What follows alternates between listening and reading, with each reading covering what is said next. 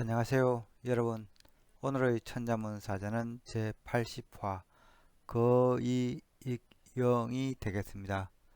갈거 어조사 이 더할 익 엎을 영입니다.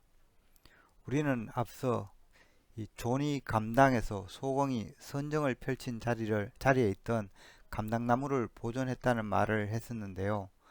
소공이 죽고 나자 남쪽 백성들은 그의 덕을 칭송하는 시를 지어 추모를 하게 됩니다.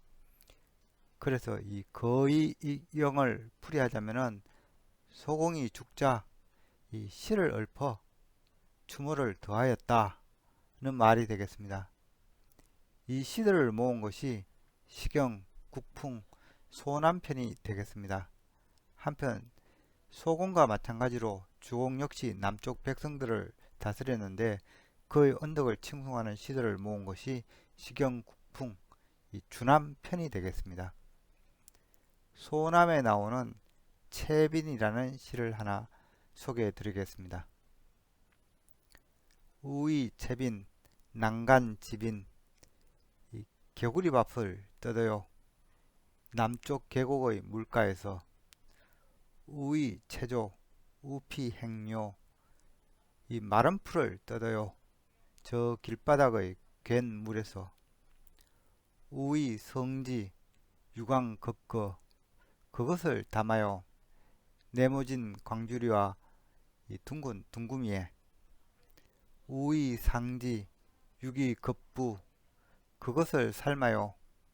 이 발이 달린 가마솥과 둥근 가마솥에 우의 전지, 종실유화, 그것을 제사에 바치나니 종가 사당의 들창문 아래에 수기 시지, 유제 개녀, 누가 그 죄를 주관하나요? 이 지혜로운 막내딸이 있어요. 이 시는 사대부 여인이 법도에 따라 조상 제사를 받드는 모습을 그린 것이라고 합니다. 이 문장에서 이 광은 네모난 걸 말하고 이 거는 둥근 바구니를 말합니다. 이 기는 다리가 달린 솥을 말하고 부는 다리가 없는 우리가 익히 아는 둥근 솥을 말합니다. 그럼 글자에 대해 살펴보도록 하겠습니다. 먼저 갈거를 설명드리겠습니다. 이 자는 이 큰 대자의 이 사람 가랭이 사이에 이 구자가 들어간 형태입니다. 큰 대자는 크다는 의미를 나타내는 자형입니다. 각골자를 보면은 두 팔을 크게 벌린 형태입니다. 우리는 크다는 것을 표현할 때 두 팔을 벌려서 표현하곤 하는데 이런 석기인들도 마찬가지였나 봅니다. 또한 크다는 것은 사람이 크다는 것을 의미하여 이 자형은 성인, 어른, 높은 사람, 존귀한 사람이라는 뜻으로 발전되었습니다. 입구는 사람의 입을 그린 상형 문자입니다. 입구자는 입, 주둥이, 어기, 입구, 말하다 등을 의미합니다. 갈것자는 이 사람의 이 아래에서 뭔가 배출되는 것을 그린 자형입니다. 입은 들어오는 통로를 의미하지만 나가는 통로도 의미합니다. 다리 사이에 있는 입은 뭔가 배출한다는 의미입니다. 각골자를 보면 이 큰대자의 사람 다리 사이에 입구자가 배치되어 있습니다. 즉, 이 입구자를 통해서 아래로 뭔가 배출된다는 의미입니다. 소전에 이르러서 이 배설물을 뜻하는 이 U자 모양으로 입구자는 바뀌게 됩니다. 오늘날 자형은 예서에서 이 큰대자가 흑도자로 변하고 이 U자 형태가 사사사 모양으로 바뀌면서 정리되었습니다. 자형은 나에게서 뭔가 떠나보내다는 풀이로 인해서 내쫓다, 버리다, 들어버리다, 물리치다 등으로 그 의미가 통했으며 점차 떠나다는 의미로 사용하게 됩니다. 다음 자는 어조사 이입니다. 이 자는 턱수염을 그린 상형 문자입니다. 수염은 우리 신체에서 이 자라나는 모습이 가장 잘 드러나는 부분이기도 한데요. 또한 말을 이을 때 화자가 수염을 매만지며 뜸을 들이기도 하죠. 이러한 특징이 반영되어 수염을 그린 이 자형은 말을 잇는 어조사로 오늘 많이 활용됩니다. 그리고 그러하면서 그럼으로써 등의 어조사 기능이 있는 것이 어조사 이가 되겠습니다. 또한 코를 가리키는 문자가 스스로 자아가 되었듯이 상대를 가리킬 때 그 사람의 이 코 아래 목이나 수염 부위를 가리키기 때문에 자형은 너, 자네, 그대 등을 의미하는 인칭 대명사로서도 사용되고 있습니다. 한편 이와 관련된 자형으로는 이 구렛나루 깎을 내와 견딜 내가 있습니다. 구렛나루 깎을 내는 트럭 상과 조합으로 이 트럭 삼이 틀을 쓸어내리는 것을 의미합니다. 그래서 자형은 이 긴 수염을 깎는 것으로 풀이가 되었습니다. 견딜 내는 이 마디총과의 조합으로 된 자형입니다. 이는 손으로 수염을 잡는 것을 의미하는데요. 마디촌이 손의 기능 말고도 법, 규칙의 의미가 있어서 자형은 원래 수염을 뽑는 형벌을 나타내는 자형이었다고 합니다. 그래서 이 자형은 처음에는 형벌의 의미로 시작하였지만 점차 아픔을 참고 견디는 것으로 그 의미가 발전됩니다. 그래서 이제는 그 의미가 견디다, 참다 이며 또한 그러한 능력을 뜻하기도 합니다. 다음 자는 더할 익입니다. 이 자는 물숫자와 그런 명이 합쳐진 형태입니다. 그런 명은 음식을 담는 그릇을 그린 자형입니다. 각골자는 바닥이 깊은 토기 형태였으나 건문과 소전을 오면서 점차 받침이 길어지고 이 그릇 부위는 용기 부위는 납작해집니다. 그런 명은 그 의미가 그릇, 덮개, 접시라는 뜻을 갖고 있습니다. 더할 익은 이러한 이 그릇에 이 물을 붓는 모습을 그린 자형입니다. 각골자를 보면 이 그릇명 위에 물숫자가 있습니다. 이 자형을 보면은 이미 병 안에 물이 들어있고 위에서 물이 다시 떨어지는 형태입니다.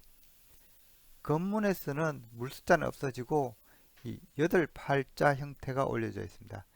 8팔은 오히려 상에서 아시듯이 크고 높다는 의미가 있습니다. 즉, 이 그릇의 이 물을 그런 높이 채워 넣는다는 표현이 되겠습니다. 자형은 이 물이 든 그릇에 물을 계속 더하는 것으로 풀이되어 추가하다, 더하다, 넘치다는 뜻을 갖고 있습니다. 한편 이 넘치다는 의미는 소전에서 새로운 자형으로 떨어져 나오게 되는데요. 변에 물숫자를 넣어서 용기에서 물이 가득 차서 넘친다는 넘칠 일자가 되었습니다. 오늘의 마지막 자는 엎을 영이 되겠습니다. 이 자는 말씀응과 길령자의 합자입니다. 길령은 하천을 내려오는 이 물줄기를 그린 물줄기의 특히 합류지를 그린 자형이 되겠습니다. 각골자를 보면은 이 흐르는 이 큰 물줄기가 있고 이 다른 물줄기가 이렇게 합류하고 있습니다. 건문에서는 이 아래 발짓자가 이렇게 추가되기도 해서 발짓자는 움직이다, 나아가는 의미죠. 그래서 이 하천 강물이 끊임없이 이렇게 흘러 나아가고 있다는 움직임을 강조하고 있습니다. 예서에서는 이 물줄기임을 강조하기 위해서 전체적인 자형을 이 물숫자와 비슷하게 따듬게 됩니다. 이러면서 오늘날 자형이 만들어졌죠. 이 자형은 대륙을 가로질러 길게 흘러가는 긴 강줄기로 풀이되어서 그 의미가 길다, 길게 하다는 뜻을 갖고 있습니다. 시간적 의미로도 해석이 되어서 길다, 오래도록, 영원이라는 뜻이 생겨났고요. 또한 이 자형은 사실은 얼음빙과도 매우 많이 닮아 있습니다. 그런데 길령자는 이 물자, 이 머리 부분에 이 점주자가 있고 이 좌측 부분에 점주자가 있는 것이 얼음빙이 되겠습니다. 어플령은 말을 길게 느릿거리는 것을 표현한 장입니다. 이 길령자의 변에 이 말서문을 넣어서 길게 늘어나는 것이 말이라는 표현이 되겠습니다. 건문의 경우에는 이 아래 입구자를 넣어서 입에서 나오는 것이 길어지다는 의미입니다. 이는 시조나 가사를 음률에 따라서 길게 느려 느릿느릿 부르는 것을 표현한 자형이라고 합니다.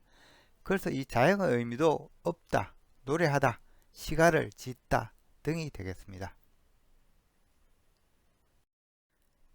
이상으로 오늘의 천자문 사자 거의 익영, 즉 소공이 죽자 시를 읊어 추모를 더하였다는 사자성어를 마치도록 하겠습니다.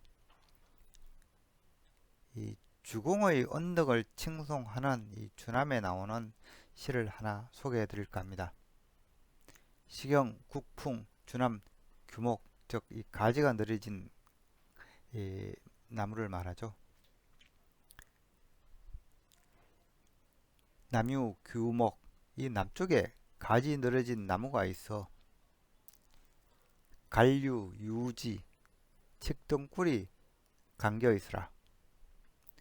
낙지, 군자, 흥겨운 군자시여 복리, 수지, 복록으로 편히 지내소서. 이 가지가 늘어진 이 규목, 그리고 이를 휴감한 넝쿨은 이 온화함과 포용 그리고 조화를 의미하며 이 군자는 제후의 이 안에 비를 나타낸다고 합니다. 이 비가 질투하는 마음이 없어 후처들과 사이좋게 지내므로 첩들이 이 그녀의 덕을 실어서 칭송한 것이라고 합니다. 지금까지 시청해 주셔서 감사합니다.